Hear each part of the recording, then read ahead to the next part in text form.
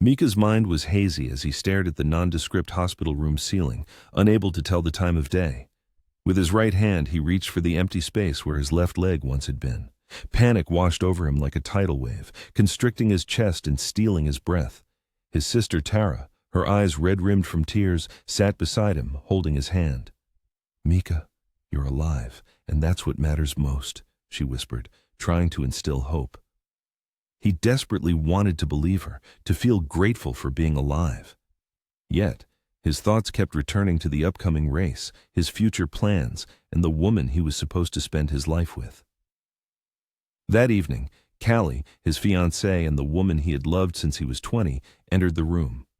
She stopped at the foot of his bed, arms crossed over her chest, lips pressed tightly together. There were no hugs, no touches. She lowered her gaze and uttered 5 words that would forever be etched in his memory. "I didn't sign up for this." Mika blinked, hoping to see a smile, tears, or even fear on her face, but there was nothing. Callie turned and walked out of the room as if he were a complete stranger. She left him. The day after his leg amputation, the woman he dreamed of building a family with abandoned him. In that moment, Mika felt his life was over. But this was only the beginning of a new chapter. Before the tragedy, Mika's life had been quite comfortable. At 31, he lived in a quiet neighborhood in St. Charles, Missouri, in a cozy brick house with a white porch swing, a gift from his mother. He had just proposed to Callie Dane, his longtime girlfriend, after 8 years of dating. They met at a charity run where Callie handed him a cup of water and remarked, "You sweat like a loser." Mika pursued her attention with the tenacity of a runner sprinting to the finish line. Callie was intelligent, elegant, and always looked impeccable, as if she had stepped right out of a glossy magazine. She worked from home as a graphic designer and was obsessed with aesthetics, lighting, and social media filters. Mika loved her. Or perhaps he loved the version of her who smiled while making Sunday pancakes and snuggled up to him during horror movies. He believed they were building a future together, and that she would support him no matter what. Running was more than just a hobby for Mika, it was an integral part of his life. He ran track and cross-country in high school and college, continuing to train after graduation. 5Ks, half marathons, full marathons. He dreamed of qualifying for the Boston Marathon. Every morning, before dawn, he would go for a run, feeling his feet hit the pavement. Many called him obsessed, but he was simply driven. His job as a physical education teacher at the local school provided a stable income and allowed him time for training. But Mika had more ambitious plans. He was saving money to create an accessible and inclusive running program for youth, one that would help kids from underprivileged areas find their footing. He had already registered the domain name, Stride Beyond. This idea felt like something bigger than himself. His mother, a retired elementary school teacher, was his main pillar of support. With a strong will and the gentlest hands in the world, she'd wake at 5 a.m. to braid his sister Tara's hair for school, then leave him notes in his lunch. "Run like you're chasing joy." One of those notes still hung on his fridge. His mother had always viewed Callie with some skepticism. She never said it directly, but Mika sensed it in her tone. "You're finally settling down, honey," she'd said after his proposal. "Are you sure she's the one?" Mika brushed off her words, replying, "Mom, I've run hundreds of miles. I'd run barefoot for her." Tara, his younger sister, was a nurse. She always knew how he was doing without even asking. Calm in a crisis and sharp-tongued in an argument, she was stronger than him in her own way. She and Callie maintained a good public relationship, but there was always a noticeable distance between them. One particular difficulty proved insurmountable for Tara. She dubbed it mutual tolerance, but Mika tried not to delve too deeply into the subject. A significant figure in Mika's life was his grandfather Silas, his father's father, a Marine Corps veteran. After suffering a stroke, he was confined to a wheelchair, but retained a sharp mind. Grandfather lived in a nursing home, and Mika visited him every Saturday, without fail. They'd discuss football, boxing, and the old days when men weren't afraid to bleed. Silas liked Callie, but he didn't trust those who shied away from hardship. Once, while watching a documentary about wounded veterans, his grandfather remarked, "Anyone can love you when you're whole, but life doesn't spare anyone, it breaks you. Find someone who will pick up the pieces, not run from them." Mika had replied that he had already found such a person. Mika's life was full, but not chaotic. He'd wake at 5 a.m., lace up his running shoes, and log 6 miles before dawn. Then came a shower, a protein shake, and a goodbye kiss to Callie, who was already working on her laptop. He taught PE until late afternoon, then met with his mentor to discuss the Youth Running Foundation. Callie cooked dinner a couple of times a week. Otherwise, they ordered takeout or went to Miller's Diner, where the waitress knew their names and their favorite booth. Their union wasn't perfect, but Mika considered it real. The proposal was meant to solidify that certainty. He knelt on the track where they first met, offered the ring, and said, "Let's run together, always." Callie cried, said yes, called her mom, and posted the news on Instagram before he even had a chance to stand up. Mika hadn't noticed any cracks in their relationship. Perhaps he ignored them, believing that love would be tested over time, after marriage and children. Maybe he thought that daily presence was enough. He recalled the week before the tragedy, lying in bed. Callie's head rested on his chest, his hand in her hair. She had asked, "Do you think we'll change?" "Yes," he'd replied. "We'll grow older, but our roots will remain the same." Callie smiled, but the smile didn't reach her eyes. That moment was etched in his memory more vividly than anything else. This version of life, filled with morning runs, warm dinners, and wedding plans, ended on a Thursday afternoon when a driver ran a red light and hit Mika at 60 miles per hour. They told him he was lucky to be alive, but in reality, he hadn't survived. That version of Mika had died, and a new one had to learn to live without the woman he loved and without the leg that had carried him through life. From this moment, the real story begins. The impact was like a bomb explosion. He hadn't seen the danger approaching. 1 second, he was jogging across a crosswalk, finishing a 10-mile training run he'd done hundreds of times. The next, he was flying through the air. He remembered a blinding flash, the screech of metal, and the sound of his body hitting the asphalt like a rag doll. He woke up in a hospital room. Everything felt numb. Sterile light streamed through a tall window. Machines hummed with muffled sounds. He tried to sit up, but pain seized his body. His mouth was dry, his head throbbed. Then he saw Tara. She held his hand, her eyes red, her face pale. Her voice trembled as she spoke. "Mika, they had to. They couldn't save your leg. I'm so sorry." He looked down and saw a flat blanket where his left leg should have been. It felt unreal, like a nightmare that wouldn't end. His heart pounded wildly in his chest. He tried to breathe, but his body no longer obeyed him. The room spun. In the following days, grief descended upon him like a concrete slab. He stared at the wall for hours. Every movement brought pain. Every breath was a reminder of an irreparable loss. The same question haunted him. Why me? He had trained his whole life, treated his body like a temple. He was healthy, careful, did everything right, and still, everything fell apart. It seemed he had done everything right, yet despite that, his world had crumbled overnight. He distinctly remembered the moment he first asked for a mirror. A faint hope lingered in his mind that seeing what had happened with his own eyes would help him accept this new reality. The nurse granted his request. In the reflection, his body appeared with his leg ending in a thick bandage over the stump. The skin, tightly pulled together with stitches, looked inflamed and painful. In that moment, there were no tears, no shouts. He simply stared at his reflection as if at a stranger, trying to comprehend what had happened. 2 days after the surgery, Callie appeared in his hospital room. She stood with her arms crossed over her chest, her hair impeccably styled, as if she had just stepped off a magazine cover. He was struck by her perfect appearance, which contrasted so sharply with his own feeling of brokenness. She remained frozen at the foot of his bed, silent. He expected her to come closer, to hug him, to say they would get through this together, but she stayed still. "I spoke with the doctors," she said. "They say you'll need months of rehab, maybe even a year." He nodded slowly, still in a daze. "Yes, it'll be a long road." She lowered her gaze, avoiding eye contact. "I didn't sign up for this." At first, he didn't grasp the meaning of her words. He asked her what she meant. Her voice trembled slightly. "I don't want to sound cruel. It's just, I can't be a part of this. I don't think I have the strength to be what you need right now." He stared at her, trying to process what he'd heard.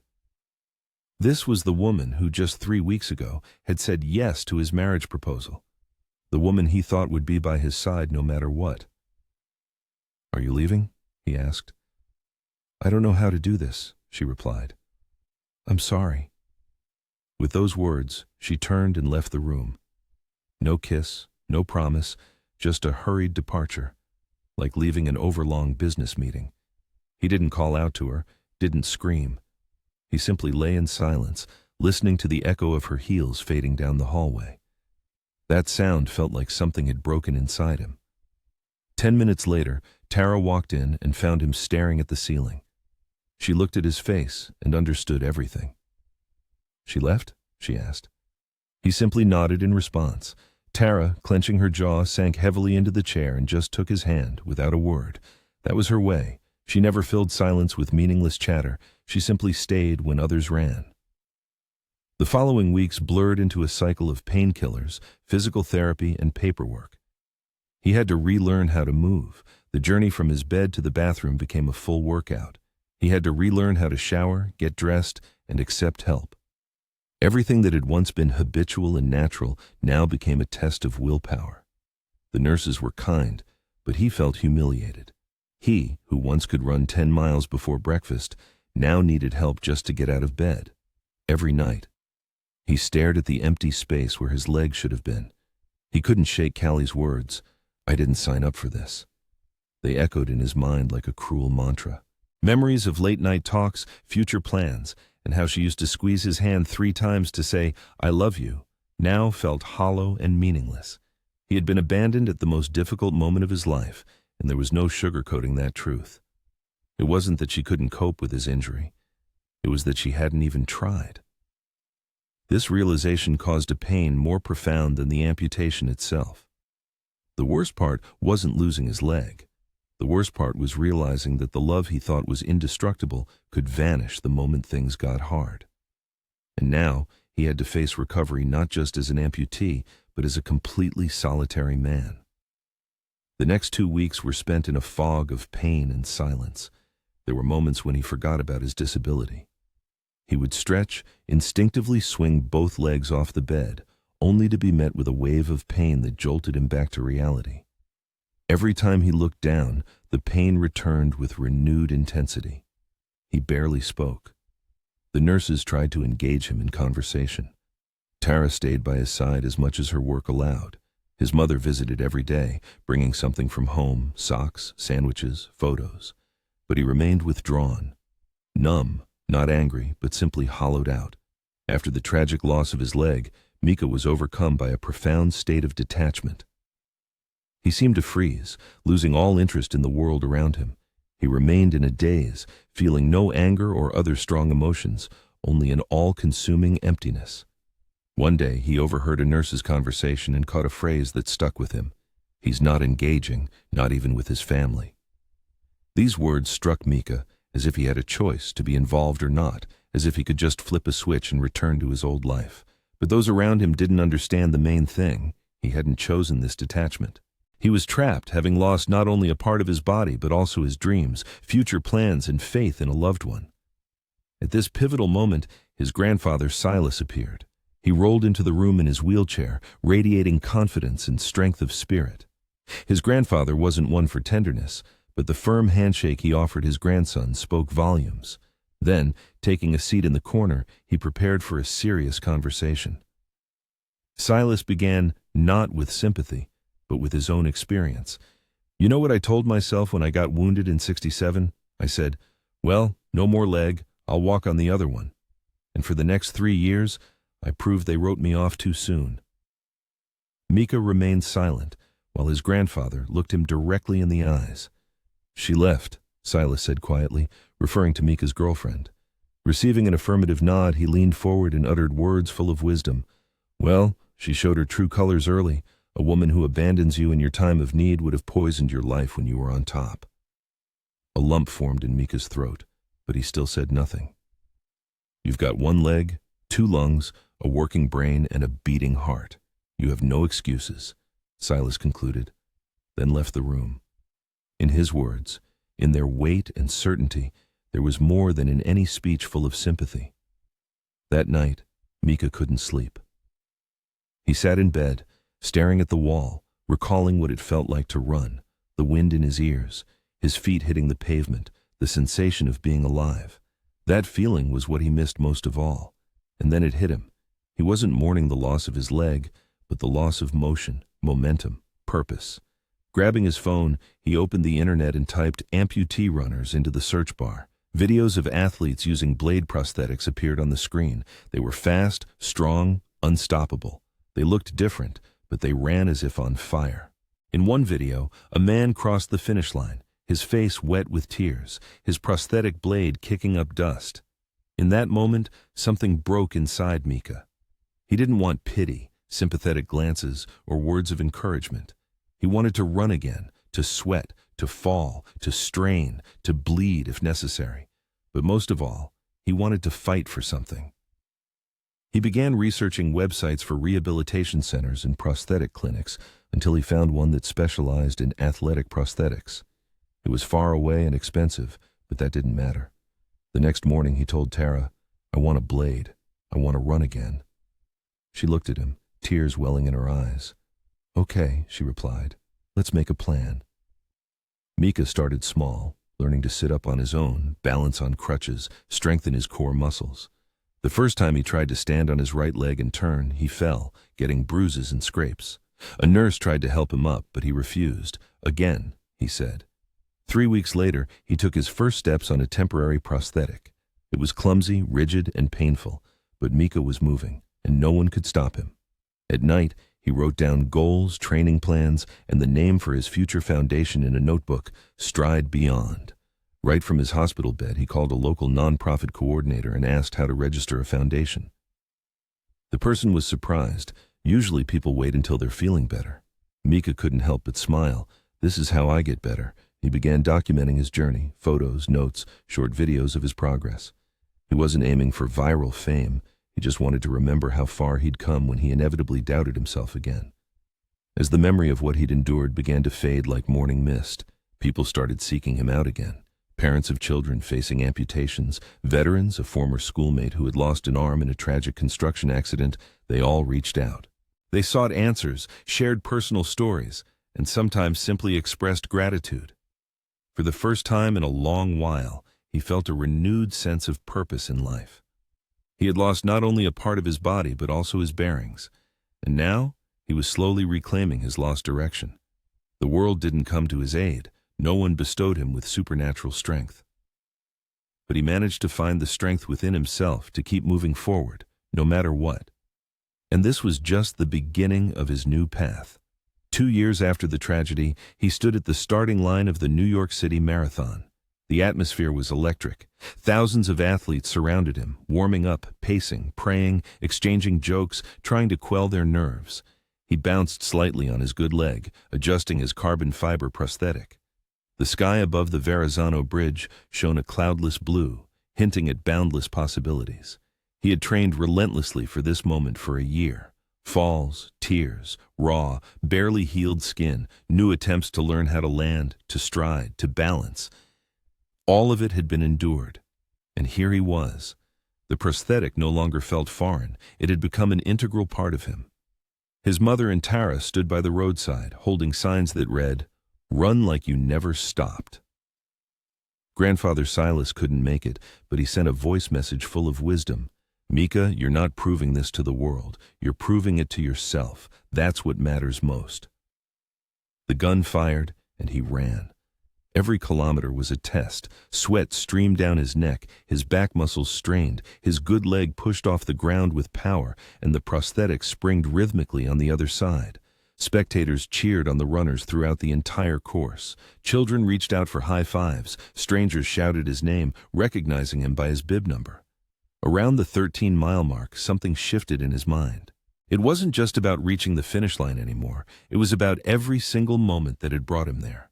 Every morning, Tara helping him out of bed, every step taken in the rehab center, every child he'd connected with through Stride Beyond, showing them that they weren't broken, but merely rebuilt. He crossed the finish line with a time just under 3 hours and 30 minutes, placing him in the top 5 among amputee runners. He was handed a medal. He didn't cry. He just stood there, breathing heavily, feeling his heart pound, absorbing the significance of the moment. He wasn't just a survivor, he was someone who had managed to build something greater from the ruins of his past. Later, back at the hotel, he and Tara ordered burgers and milkshakes, that quintessential post-marathon meal that always tastes extra good. They sat on the floor, shoes off, his medal still around his neck. They laughed, recalling a dog that had tried to chase him around the 5-mile mark. Then his phone vibrated. He ignored it at first, but then glanced at the screen. A friend request, Callie Dane. He froze. Tara noticed. "No way," she whispered. He stared intently at the profile picture. It was her, standing by a lake, smiling. No caption, no message, just the request. It struck him in a strange, quiet way. Not like a blow, but an echo from the past. He hadn't thought about her in months, not truly. And suddenly, there she was, watching from the sidelines. He opened her profile. There were a few new photos, but not many. No mention of a new partner. Nothing to explain why she had decided to reach out. Then he noticed the time the request was sent. It was an hour after he crossed the finish line, right after the local news channel aired a segment about his finishing sprint, showing his blade prosthetic in a close-up. She had seen it. She had seen him run again. Perhaps she expected a polite reply, a message of reconciliation, maybe even an open door back to the past. But the truth was, he owed her nothing more. He tapped the message icon. He typed, "You said you didn't sign up for this, so don't." Then he hit send, then delete request, and turned off his phone. Tara leaned back against the wall. "Damn, that's harsh." "No," he replied, "that's honest." He hadn't spent the last 2 years rebuilding himself just to become the man she wanted him to be again. Mika had stopped seeking approval in the eyes of others, realizing that his true worth lay in his ability to inspire and help those who faced hardship. He did it for himself, for the children in his program, for those who were told they'd never run, dance, or stand tall again. He did it because he felt his journey wasn't over. The next day, he returned to the park near his hotel, where a group of children from Stride Beyond, accompanied by their parents, waited to see his medal. Among them were children with prosthetics and in wheelchairs, and each of their faces beamed with excitement. One boy, about 9 years old, shyly tugged his shirt and asked a question full of childlike sincerity. "Are you ever scared people won't like you because of your leg?" Mika squatted down and answered honestly, "Sometimes, yes. But I've learned that the right people don't care how many legs you have," he continued. "They care about how far you're willing to go."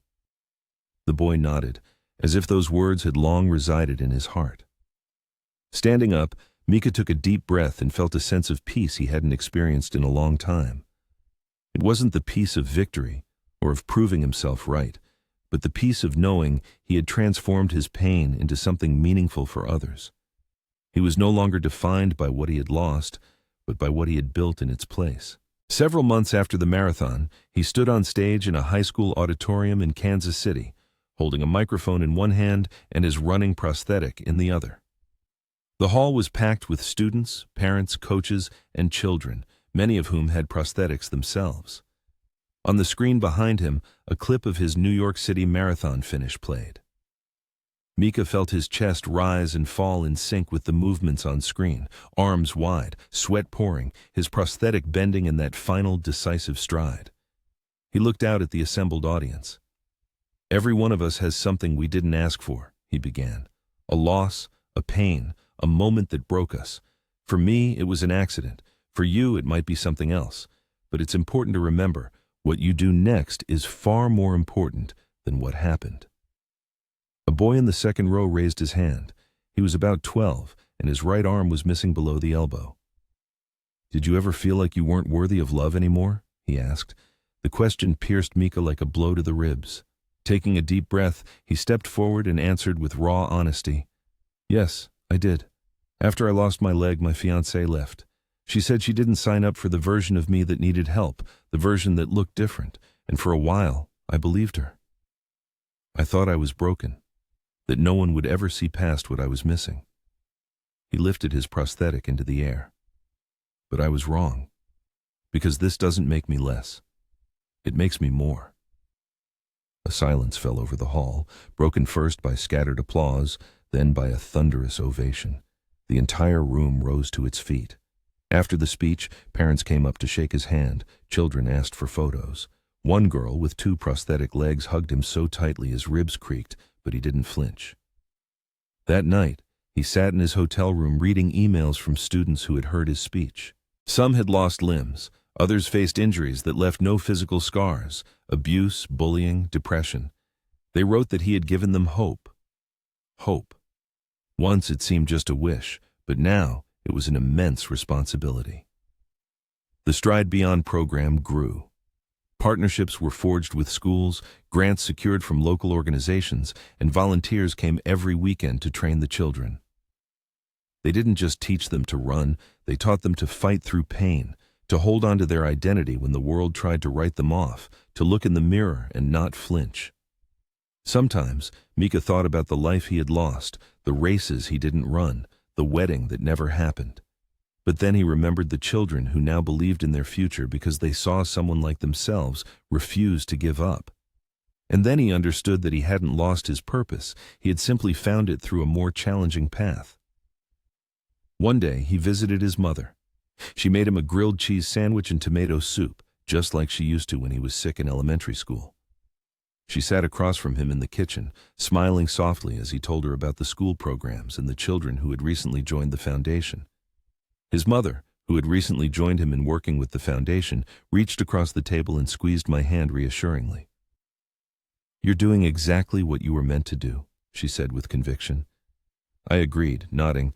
I suppose I had to lose everything to truly appreciate life.